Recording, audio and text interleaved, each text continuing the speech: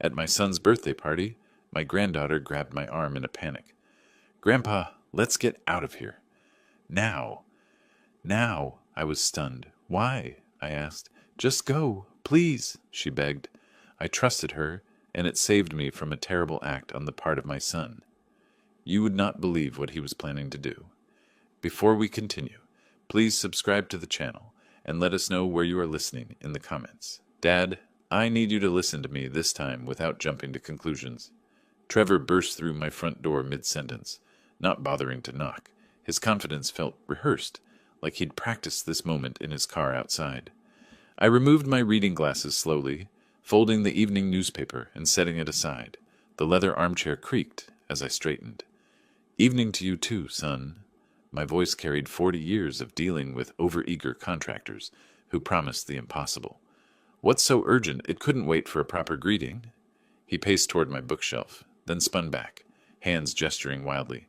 "This is it, Dad, the opportunity I've been waiting for. A real estate syndicate with guaranteed returns." I stood, moving to my filing cabinet with deliberate steps.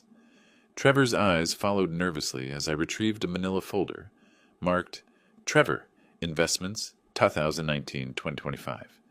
"Guaranteed, you say?" I spread the documents across my coffee table. 15% returns, perhaps? Maybe 20? "Dad, this is different." Like the Miami condos were different. I pulled out a receipt. $75,000. Gone in 3 months when your guaranteed rental income turned into a foreclosure notice. Trevor's jaw tightened. His confident posture crumbled as he recognized the papers. Bank statements, contracts, canceled checks, all chronicling his spectacular failures. "You never trust me." His voice rose, echoing off the hardwood floors.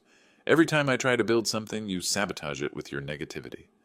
I opened another folder. The cryptocurrency mining equipment that never arrived. $50,000 to a scammer you met online. That was different, I continued shuffling papers. The food truck business with a convicted felon as your partner. 30,000 startup costs. Lasted exactly 93 days. Trevor's face flushed red. He grabbed his jacket from where he'd thrown it on my couch, movements sharp and angry. "You're impossible. This syndicate has real properties, real investors, real returns. Show me the documentation." "I don't have it with me, but..." "Then you don't have my money." The silence stretched between us like a chasm. Outside, evening shadows crept across my lawn. A neighbor's dog barked somewhere down Maple Street. Trevor's shoulders sagged momentarily, then squared again. "Fine. When this deal makes millions without you, don't come crawling back asking for your cut." He stormed toward the door, footsteps heavy on my oak floors. The front door slammed hard enough to rattle my windows. Through the glass, I watched him fumble with his car keys. His earlier confidence completely evaporated. The engine roared to life with unnecessary force. Gravel scattered as he backed out of my driveway too fast, tires squealing slightly. Red taillights glowed angry in the gathering dusk as his car disappeared around the corner. I remained standing by the window, watching the empty street long after the sound of his engine faded. The red glow of taillights disappeared around Maple Street corner. I stepped back from the window, my reflection ghost-like in the darkening glass. The house felt hollow now, filled with echoes of raised voices and slammed doors. I moved to the kitchen, my feet finding their familiar path across creaking floorboards. The coffee ritual helped. Grinding beans, measuring water, the steady drip that filled the evening silence. 40 years of marriage had taught me that some conversations required coffee afterward, even when conducted alone. Steam rose from my mug as I carried it to my study. The filing cabinet drawer opened with a metallic whisper. Manila folders emerged in chronological order, each one a lesson Trevor refused to learn. Miami first, the real estate prospectus had looked legitimate enough. Glossy brochures featuring pristine condominiums overlooking Biscayne Bay. Trevor had been 34 then, still optimistic about quick fortunes. The developer vanished with investors' money before breaking ground. $75,000 gone. I spread the cryptocurrency documents across my desk. Mining equipment that existed only in online advertisements. Trevor had shown me YouTube videos of supposed mining farms, convinced he'd discovered the future of wealth. The scammer's website looked professional until it disappeared overnight, taking 50,000 with it. The food truck partnership came next. Trevor's business plan had actually impressed me initially. Locally sourced ingredients, downtown location near the courthouse. Then I discovered his partner's criminal history. Embezzlement. The man had stolen from his previous employer, but Trevor dismissed my concerns as paranoia. 3 months later, the partner disappeared with the equipment and remaining startup funds. Coffee cooled in my mug as I reviewed bank statements documenting casino bailouts. Foxwoods, Mohegan Sun, occasional trips to Atlantic City with Meredith. Small amounts at first, 500 here, 1,000 there. The requests increased after his marriage, just until my next commission check became his standard plea. Each folder told the same story. Trevor's eternal optimism colliding with harsh reality, but tonight felt different. His anger had been sharper, more desperate. The way he'd avoided eye contact when describing his syndicate, the vague answers about documentation, classic signs I'd learned to recognize from decades of screening subcontractors. I thought about Meredith's influence. Before their marriage, Trevor's schemes had been smaller, less frequent. She encouraged his grandiose thinking, pushed him toward bigger risks. Her expensive tastes required expensive solutions. The family photo on my desk showed happier times. Trevor at 18, accepting his high school diploma. Pride had shone in his eyes then, genuine accomplishment earned through effort. When had that changed? When had he started believing success should come without struggle? My father had built our construction business with calloused hands and 16-hour days. I'd learned by carrying tools, mixing concrete, understanding materials from the ground up. Trevor wanted boardroom success without basement experience. The study lamp cast warm light across financial wreckage spanning 6 years, nearly $200,000 lost to schemes, scams, and simple poor judgment. Each time, I'd hoped this would be his learning moment. Each time, he'd convinced me the next opportunity would be different, but enabling wasn't helping. Every rescue delayed his reckoning with reality. I gathered the papers methodically, returning each folder to its proper place. The filing cabinet closed with finality. Outside my window, streetlights flickered on automatically, illuminating empty sidewalks. Tomorrow would bring new challenges, but tonight's decision felt right. Sometimes the greatest kindness was saying no. I turned off the desk lamp and headed upstairs, leaving the study in darkness. Morning sunlight streamed through the kitchen window as I folded my grocery list into my wallet. The confrontation with Trevor felt like a distant storm now, necessary but finished. Coffee had cleared my head, shower had washed away yesterday's tension, and today offered the simple pleasure of routine tasks. I grabbed my reusable shopping bags from the pantry hook, checked that my car keys were in my pocket, and headed for the front door. The morning air carried the scent of Mrs. Henderson's lilacs blooming next door. Perfect spring weather for errands. My stride faltered halfway down the brick walkway. Something was wrong with my Honda. The car sat lower than normal, tilted at an odd angle like a wounded animal. All 4 tires were completely flat, the vehicle resting almost on its rims. My stomach dropped as I approached the silver sedan. This wasn't gradual deflation from age or weather. Each tire showed identical puncture marks near the sidewall, small, precise holes that could only have been made deliberately. I knelt beside the front passenger tire, running my finger around the rubber. A metallic object protruded from the puncture. A roofing nail, the same type I kept in my workshop for emergency repairs. Walking around the entire vehicle, I found the pattern repeated on each wheel. 4 nails, 4 tires, 4 precise acts of vandalism committed sometime between midnight and dawn. The timeline crystallized in my mind. Last night's argument, Trevor's explosive anger, his threat about not coming crawling back when his deal succeeded, and now this, professional sabotage delivered under cover of darkness. I pulled out my phone and dialed Trevor's number. He answered on the 3rd ring, voice thick with sleep. "Dad? What's wrong? It's barely 9 o'clock. Son, I found my tires damaged this morning, all 4 of them punctured." A pause. When Trevor spoke again, his tone had shifted to concerned sympathy. "Dad, that's terrible. Probably neighborhood kids. You know how they get during spring break. All 4 tires, Trevor. Professional job. Nails driven in at exactly the right angle to ensure maximum damage. Are you... Another pause. Are you accusing me of something? The hurt in his voice sounded genuine, but I'd heard Trevor lie before. About his gambling losses, about his failed investments, about his promises to change. Just checking if you saw anything unusual when you left last night. Strange cars, people walking around. I drove straight home, Dad. Look, I know we had words yesterday, but I would never... This is vandalism. You should call the police. Should I? What proof did I have beyond timing and suspicion? Trevor's denials sounded convincing, and my accusation could destroy what remained of our relationship permanently. I'll handle it through insurance, I said finally. Thanks for the concern. Dad, wait. I'm sorry about yesterday. About everything. We both said things. Let's discuss it later, son. I need to call AAA. The roadside assistance operator estimated 45 minutes for a tow truck. I hung up and stared at my crippled vehicle, feeling suddenly older than my 68 years. Had I been wrong about Trevor, the voice on the phone had carried genuine shock and sympathy. Maybe some neighborhood vandals had targeted my car randomly. Maybe the timing was coincidental, but 40 years of construction work had taught me to recognize patterns, and this pattern pointed toward one conclusion I didn't want to accept.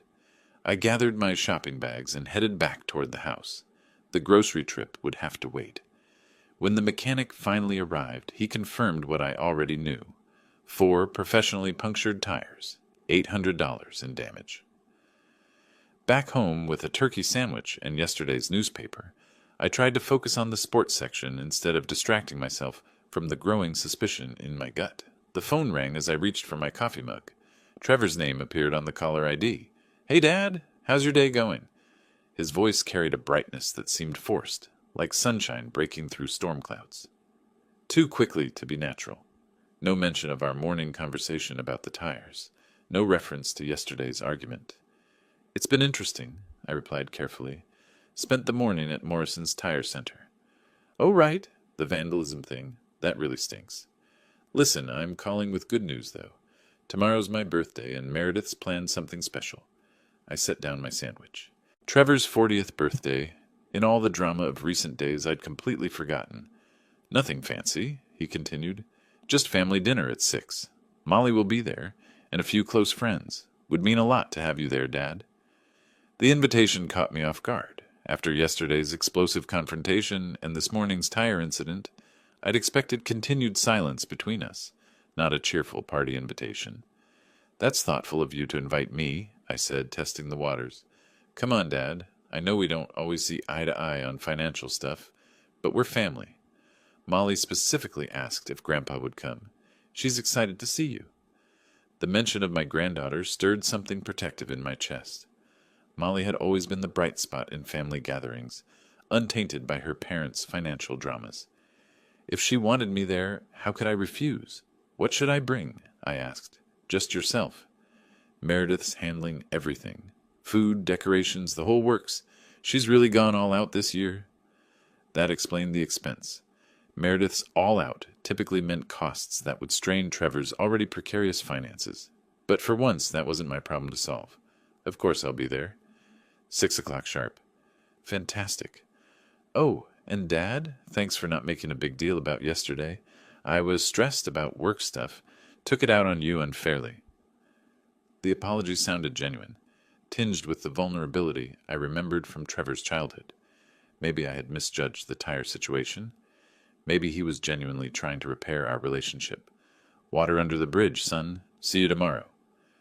After hanging up, I sat in my kitchen feeling cautiously optimistic. Family dinners had been rare since Trevor's marriage to Meredith.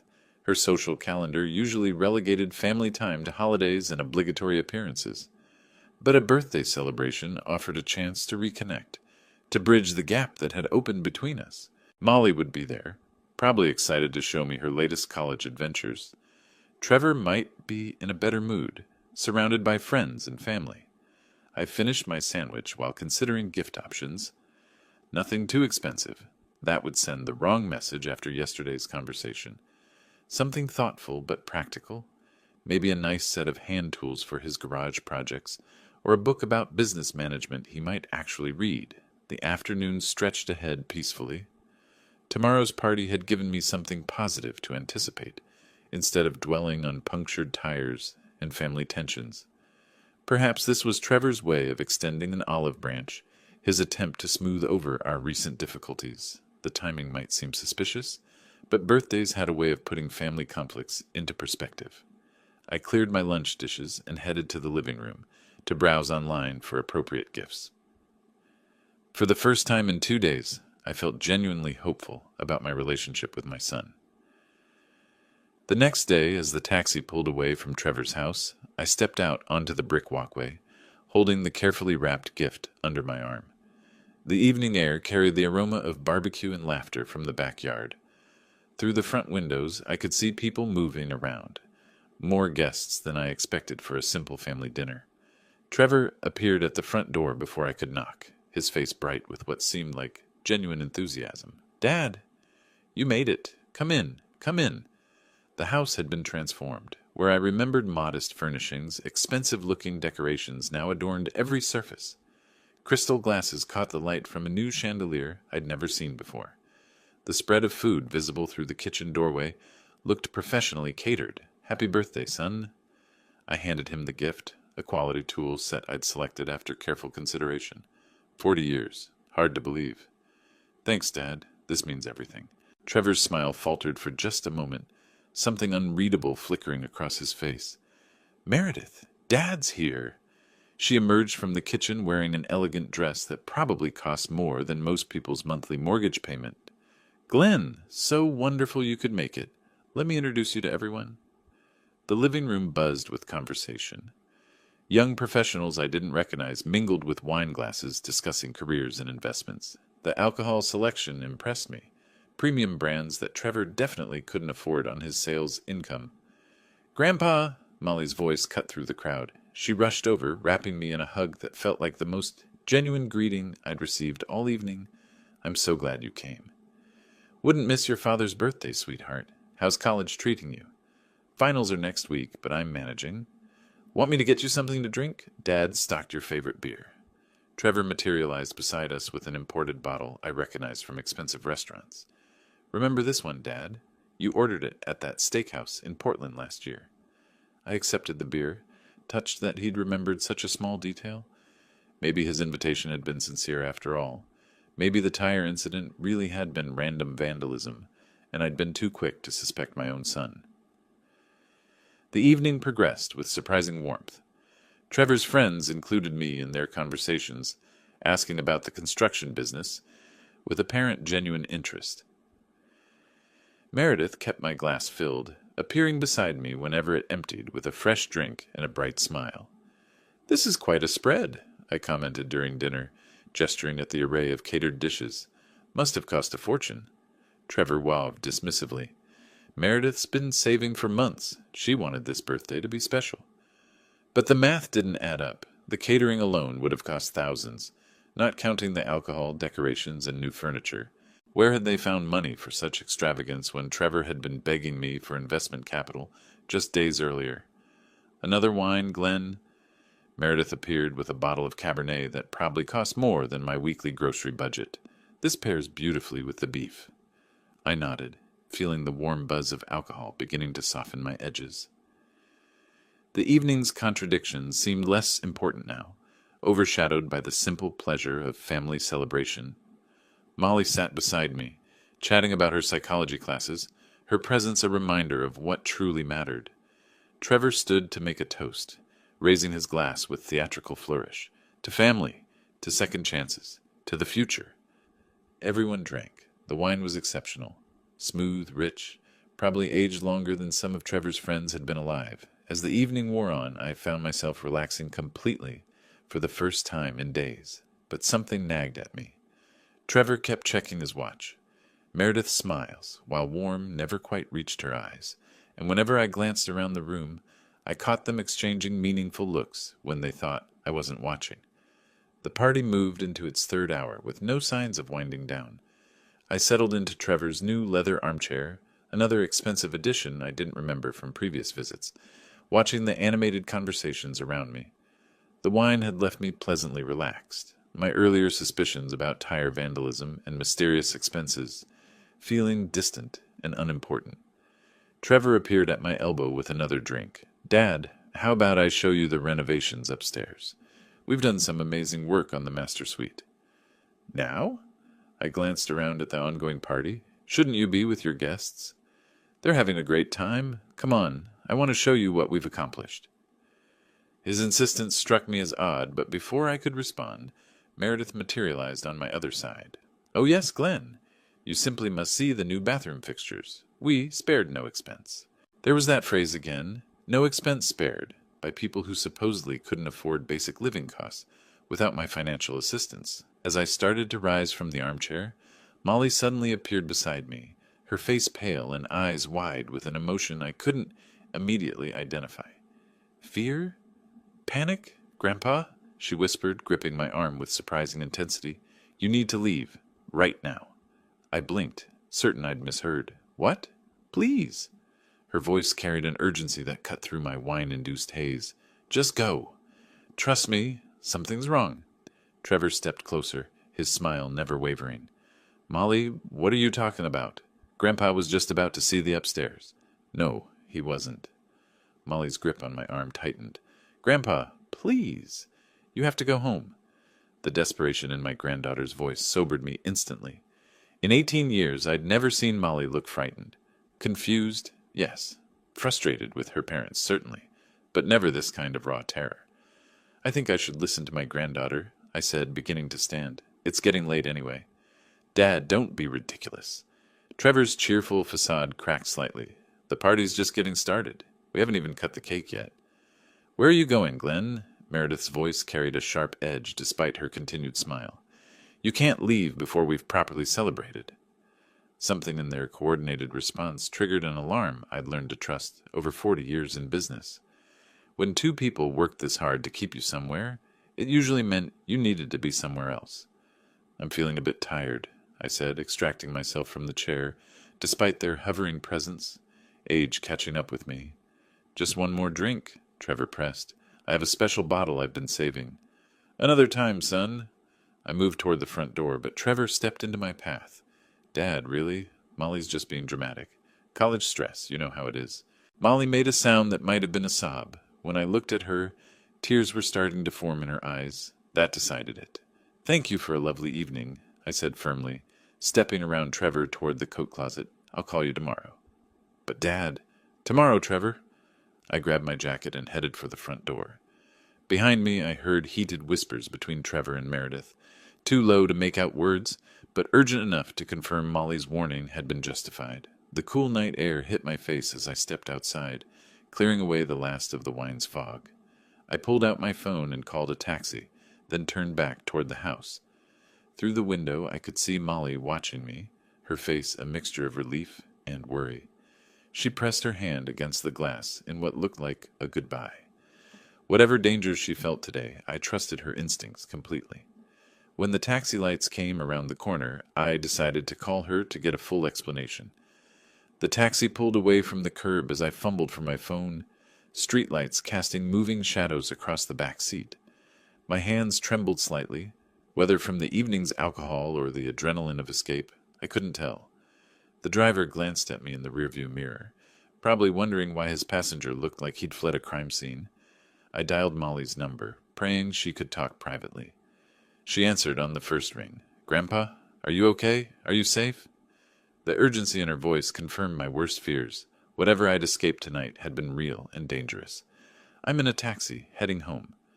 Molly, what was happening back there? Why did you warn me? A long pause. I could hear muffled party sounds in the background, then a door closing.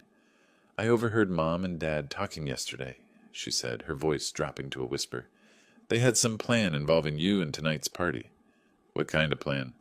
They wanted to get you drunk and make you sign business documents. Something about transferring your company to Dad. The words hit me like a physical blow. My own son plotting to steal everything I'd built over 4 decades of backbreaking work. Are you certain about this, Molly? Grandpa, there were lawyers waiting upstairs in the guest bedroom. Mom kept checking the time, making sure you were drinking enough wine. Dad kept trying to get you to go upstairs for that tour of their renovations. The pieces clicked into place with sickening clarity. The expensive party, the constant drink, refills, Trevor's nervous energy, Meredith's calculating smiles. They'd orchestrated an elaborate trap, and I'd walked right into it. How much did you overhear? Enough to know they planned this right after your argument Tuesday night. Mom said you were being selfish, keeping all that money when Dad needed it for his investments. My grip tightened on the phone. They called me selfish? Mom was really confident it would work. She said once you had enough drinks, you'd sign anything they put in front of you. Something about how older people get confused when they drink. The casual cruelty of their assessment stung almost as much as the betrayal itself. They'd reduced me to a mark, an obstacle to overcome through deception and exploitation. Molly, listen to me carefully. You have to promise me something important. What? Don't tell your parents about this conversation. They didn't say anything to you for telling me to go, did they? Okay, I'll keep quiet. Dad asked me why I did it, and if I knew anything about tonight. I said no, and said that I told you to leave because it gets very dangerous in our neighborhood late at night, and I went to my room. They think I don't know about their plans. Promise me, I'll deal with this situation, but you have to be careful. Can you do that? Yes, but what if they try something else? Mom was so sure it would work. You saved all my work tonight, Molly. I'm proud of the woman you're becoming. The taxi turned onto Maple Street, my house visible in the distance. Mrs. Henderson sat on her front porch, her evening routine unchanged by the drama unfolding in her neighborhood. I have to go, sweetheart. Thank you for being the only person in this family I can trust completely. I love you, Grandpa. I love you too. Remember, if you need anything, call me. As I ended the call, one thought echoed in my mind. This betrayal wouldn't go unanswered. The taxi's taillights disappeared around the corner as I stood in my driveway, fishing for house keys with unsteady hands. The familiar weight of home felt different now. Not just a sanctuary, but a fortress under siege. Evening, Glenn. You're getting home late tonight. Mrs. Henderson's voice carried across the small gap between our properties. She sat on her front porch in the wicker chair that had occupied that spot for as long as I'd known her, wrapped in a light shawl against the spring evening chill. Good evening, Dorothy. Just visiting Trevor. I see you got your car fixed. New tires look good. I paused, keys halfway to the lock. How did you know about the tire problem? She was quiet for a moment, rocking gently in her chair. Then she stood and walked to the porch railing, close enough that we could speak without raising our voices. Well, I was sitting out here Tuesday evening. You know how I like the evening air? I saw something that troubled me, but wasn't sure if I should mention it.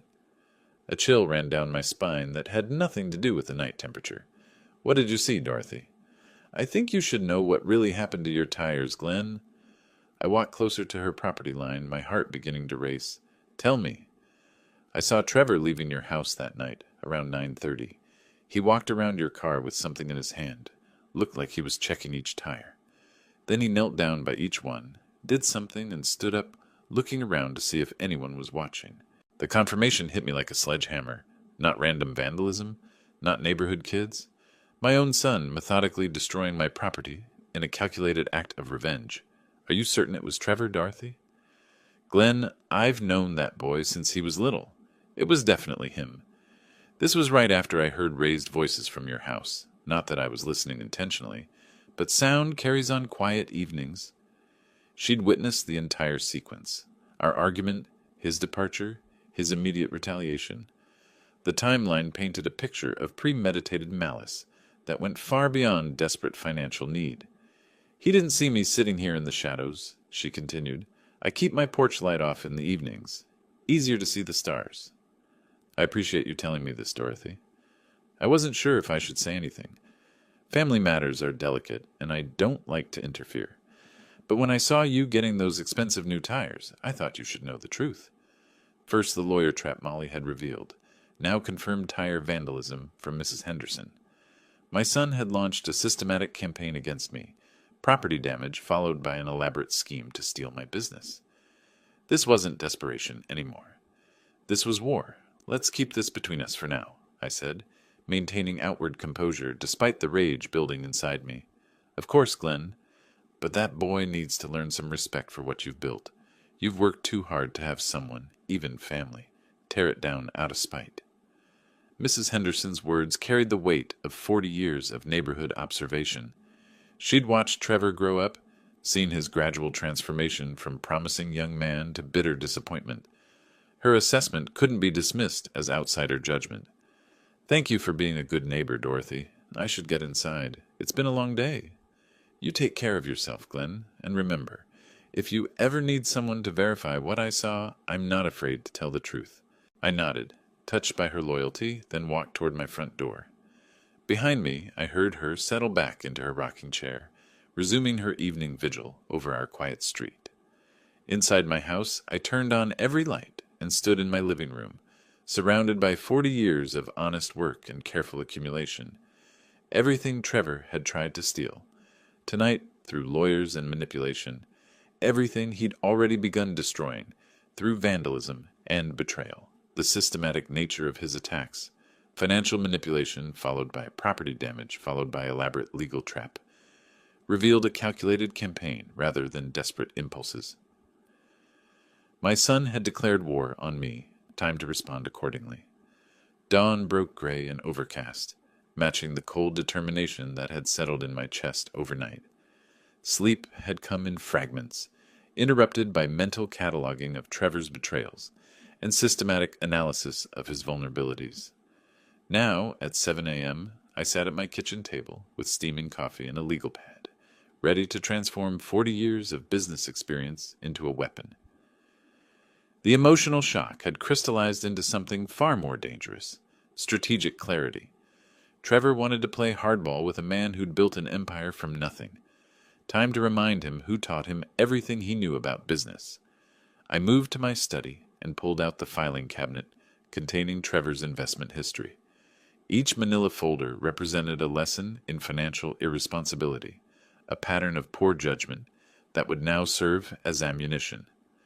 The Miami condo scheme, the cryptocurrency disaster, the food truck partnership with a convicted felon, all documented with contracts, bank statements, and communication records. But this wasn't about revisiting old failures. This was about weaponizing information. Trevor had made 3 critical mistakes in his campaign against me. First, he'd underestimated my business connections. Second, he'd forgotten I possessed documentation of every failed venture he'd ever undertaken. Third, he'd assumed family loyalty would protect him from consequences. Wrong on all counts. I spread the investment documents across my desk chronologically. $75,000 lost in Miami when the developer vanished. $50,000 evaporated in cryptocurrency mining equipment that never materialized. $30,000 invested in a food truck business that collapsed when Trevor's partner, a man with embezzlement convictions, disappeared with the remaining funds. Each disaster had involved other investors, people who'd trusted Trevor based on his connection to my reputation. Marcus Thompson had lost $25,000 in the Miami project. David Rodriguez had invested $35,000 in the cryptocurrency scheme. Jennifer Walsh had contributed $20,000 to the food truck venture. They'd all lost money because they trusted my son. More importantly, they all belonged to Lewiston's tight-knit business community. Marcus served on the Chamber of Commerce. David chaired the local investment group. Jennifer worked in financial services and valued transparency above all else. Perfect channels for information distribution. I retrieved my contact database and began compiling phone numbers and addresses.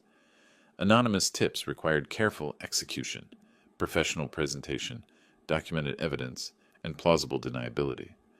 The construction industry had taught me that destruction required surgical precision, not emotional outbursts. Phase 1 would expose Trevor's pattern of financial mismanagement to his previous victims. Once they started comparing notes, the investment community would quickly understand they'd been systematically deceived. Phase 2 would target Meredith's professional relationships. Her expensive tastes suggested income sources beyond Trevor's struggling sales career. A woman that calculating had to have business vulnerabilities worth exploiting. Phase 3 would involve legal and financial consequences designed to cripple their ability to attempt future schemes against anyone. The beauty of this approach lay in its sustainability. I wouldn't need to maintain any deception or cover story The evidence would speak for itself, and Trevor's victims would draw their own conclusions about his character and business practices. I opened my laptop and created an anonymous email account specifically for this operation. Professional courier services could handle document delivery. Timing would be crucial. Friday afternoon deployment to ensure weekend processing time and Monday consequences. The phone rang, startling me from my planning. Trevor's name appeared on the caller ID. I let it ring. Whatever excuses or explanations he wanted to offer could wait. Right now, I had work to do. By 1 o'clock Friday afternoon, my study resembled a war room. Investment documents lay arranged chronologically across my desk, organized by investor and loss amount. 3 large manila envelopes sat ready for courier delivery, each containing enough documented evidence to destroy what remained of Trevor's financial credibility. The first package was addressed to Marcus Thompson, who'd lost $25,000 in Trevor's Miami condo scheme. Inside were photocopies of the original investment contract, bank transfer records, and email communications showing Trevor's awareness that the developer was facing bankruptcy proceedings even as he continued collecting investor money. The second envelope contained David Rodriguez's cryptocurrency catastrophe documentation, $35,000 invested in mining equipment that existed only in online advertisements. I'd included the email thread where Trevor admitted the supplier looked questionable, but insisted the returns were too good to pass up. Jennifer Walsh's package detailed the food truck disaster, $20,000 invested in a business partnership with a convicted embezzler. The contract Trevor had signed included background check requirements he'd deliberately ignored. Each envelope contained a simple cover letter. Information for your consideration regarding Trevor Myers' business practices. Please review the attached documentation and draw your own conclusions. No accusations, no emotional appeals, just facts, dates, and financial records that spoke for themselves. I called Premier Courier Service and arranged same-day delivery to all 3 addresses. The timing was perfect. Friday afternoon would give the recipients weekend time to study the materials and contact each other before Monday's business day began. Anonymous delivery, the dispatcher confirmed. No problem. We'll need cash payment on pickup. Professional courier services asked no questions about anonymous packages. In 40 years of business, I'd learned that legitimate operations often required discreet information sharing. The packages left my house at 2:30 p.m. By evening, 3 of Lewiston's most connected business professionals would be reviewing documented evidence of Trevor's systematic deception of his investors. Marcus Thompson controlled significant influence in the Chamber of Commerce. David Rodriguez chaired the investment group that vetted local business opportunities. Jennifer Walsh's financial services firm advised half the entrepreneurs in town. Trevor had picked the wrong people to defraud and the wrong father to betray. My phone rang again. It was Trevor's 3rd attempt to reach me since last night. This time I answered. Dad, thank God. I've been trying to reach you since last night. I was busy, son? About yesterday, why did you listen to Molly and leave? Did she tell you something? I was just tired. It's been a long week. Listen, about yesterday, I'd like you to come over again. Meredith worked so hard on the party. She was disappointed when you couldn't stay. The casual lie rolled off his tongue with practiced ease. No mention of lawyers or signing papers. No acknowledgement of the trap I had escaped. The party was great, I said neutrally. Please thank Meredith for her hospitality. Of course. Hey, maybe we could have lunch next week. I've been thinking about our conversation on Tuesday night, and I may have some new investment ideas that will solve your problems. More intrigue. More attempts at manipulation. This man never learned. Let me check my schedule, and I'll call you back. Sure, Dad. Love you. Goodbye, Trevor. I hung up and checked the clock. 3:15 p.m. The packages had been in transit for 45 minutes. By 6 o'clock, 3 very influential people would be reading very detailed accounts of my son's business failures. The phone rang immediately. Unknown number. I didn't answer. Part of me hoped it was Marcus Thompson calling to verify the information he'd just received, but maintaining anonymity was crucial to the operation's success. Let the evidence work. let Trevor's victims reach their own conclusions. By Monday morning, the local business community would be buzzing with documented proof of Trevor Myers' systematic deception of his investors. Phase 1 was in motion. Monday morning brought confirmation that my investor campaign had achieved its intended effect. The phone had rung 6 times before 8 a.m. Business associates asking carefully worded questions about recent information regarding Trevor Myers' investment history. Word was spreading through Lewiston's business community exactly as I'd planned. Marcus Thompson had called David Rodriguez Sunday evening to compare notes. David had reached out to Jennifer Walsh to verify what they'd all received. By Monday morning, 3 of the town's most influential business professionals were warning their networks about Trevor's documented pattern of investor deception. Phase 1, complete success. Time for Phase 2. I settled into my study with fresh coffee and opened a new manila folder labeled Meredith Myers, Professional Standing. If Trevor was the desperate gambler, Meredith was the calculating mastermind who'd orchestrated the birthday party trap. She deserved equal consequences. Meredith worked as a senior client relationship manager at Pinnacle Financial Consulting, handling high net worth accounts that required absolute trust and professional integrity. Her position depended entirely on her reputation for ethical behavior and sound judgment. Perfect vulnerability. I spent the morning making discreet inquiries through my business network. Construction companies often worked with financial consultants, giving me legitimate reasons to ask questions about local firms and their personnel. The information proved illuminating. Meredith had been seen frequently at the Marriott Lounge on weekday afternoons, always with the same well-dressed professional man.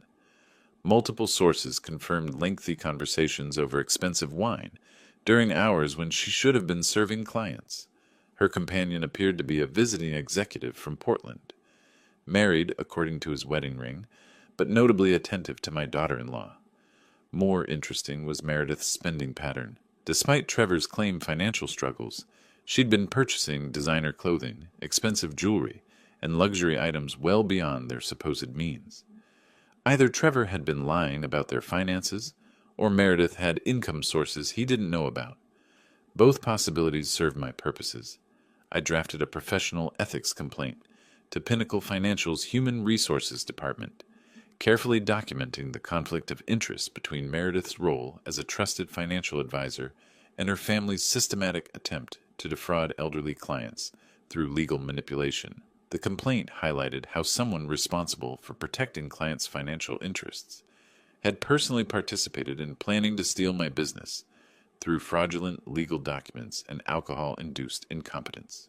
Her employer needed to know that Meredith Myers considered elderly clients' assets legitimate targets for family enrichment schemes.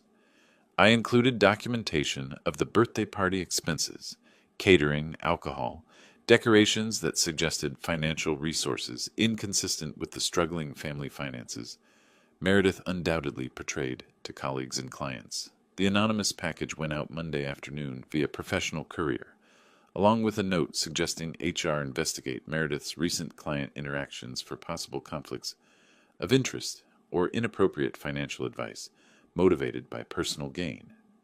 By Tuesday morning, Pinnacle Financial would be conducting an internal investigation of their senior relationship managers' professional ethics and client trust violations. My phone rang as I sealed the envelope. Unknown number. I let it ring, but made note of the time. Trevor was getting desperate, calling from different phones to try reaching me. Good. Desperation led to mistakes, and mistakes created opportunities. The systematic destruction of both conspirators was proceeding exactly as planned. Tuesday afternoon brought the sound I'd been expecting, car doors slamming in my driveway with unnecessary force, followed by rapid footsteps on my front walkway. Trevor and Meredith had come calling together, unified in their desperation. The aggressive knocking confirmed their emotional state before I opened the door. Both stood on my porch, faces flushed with anger and panic. Trevor's usual confidence had evaporated, replaced by the cornered animal look of a man facing complete ruin. Meredith's calculated composure had cracked, revealing the raw fury beneath her polished exterior. "We need to talk," Trevor said, pushing past me into the house. "Now." "We know what you've been doing, Glenn," Meredith added, following her husband into my living room. I closed the door calmly and gestured toward the couch. "I've been expecting this conversation. Please, sit down." "Don't pretend innocence," Trevor snapped, remaining standing. "You destroyed my business relationships with those anonymous letters. Marcus, David, and Jennifer all got the same information packet about investments you funded years ago." Meredith's professional anger was more controlled, but equally intense. "My employer received an ethics complaint yesterday. HR is conducting a full investigation of my client relationship practices. Someone sent detailed information about our family financial planning." I settled into my leather armchair, the same spot where this entire conflict had begun a week ago. Those complaints contained only factual information. Investors deserved to know about documented patterns of failure. "Factual?" Trevor's voice rose. "You deliberately sabotaged my reputation." "I shared truth," I replied evenly. "If truth damages your reputation, perhaps the problem lies with your actions, not my disclosure." Meredith leaned forward aggressively. "You're destroying my career over a family disagreement." "Let's discuss what really happened," I said, reaching for the folder I'd prepared for this moment. "You planned to steal 40 years of my work through fraud and manipulation." I opened the file, revealing documentation of their systematic betrayal. "Molly told me about the lawyers waiting upstairs at your birthday party. Mrs. Henderson saw Trevor puncture my tires after our argument. This wasn't desperation. This was premeditated theft." The color drained from both their faces as they realized the scope of my knowledge. "Tuesday argument about money," I continued methodically. "Wednesday morning tire vandalism in retaliation. Thursday evening elaborate trap involving alcohol, lawyers, and legal documents designed to transfer my business assets." Trevor's defiance crumbled. "Dad, you don't understand the pressure we're under." "I understand perfectly," I interrupted. "You decided that stealing from your father was easier than building your own success. Meredith orchestrated a sophisticated fraud scheme using her professional knowledge of elder financial manipulation." "This is still family," Meredith protested weakly. "You stopped being family when you planned to rob me," I replied. "Every consequence you're facing now is earned through your own choices." Trevor slumped into the couch, finally understanding the completeness of his defeat. Meredith remained rigid, calculating whether any damage control was possible. "The investors will never trust you again, Trevor. Your business reputation is finished," I continued. "Meredith, your professional ethics investigation will likely end your career. These are natural consequences of attempted theft and fraud." "What about Molly?" Meredith asked desperately. "Molly's future remains secure. Unlike her parents, she chose to protect family instead of exploiting it. Her college education and life prospects are unaffected by your consequences." I stood, indicating the conversation was over. "You declared war on me through systematic betrayal. I responded with systematic truth-telling. Justice isn't revenge, it's accountability." They left without another word, walking to their car with the defeated posture of people who'd gambled everything and lost. I watched from my porch as they drove away, probably heading home to face their destroyed lives and ruined partnership. The phone rang as their taillights disappeared. Molly's name on the caller ID. "Hi, sweetheart." "Grandpa, are you okay? I heard Mom and Dad talking about some kind of investigation." "Everything's fine, Molly. Justice has been served, and your future is safe." "I love you, Grandpa. I love you too."